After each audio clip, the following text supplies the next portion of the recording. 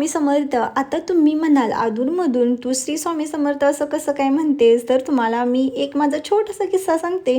मी श्री स्वामी भक्त आहे, पण खूप असं पूर्वीपासूनचं नाही. मी फक्त मागच्या 4 महिन्यापासून श्री स्वामी भक्त आहे. त्यातले पण 2-3 महिने रील्स वगैरे बघून केव्हा तरी तारक मंत्र ऐकणं व्हायचा. मनामध्ये स्वामींचा जप करत असते सतत. स्वामींचं नाव घेतलं तरी मनाला शांती वाटते.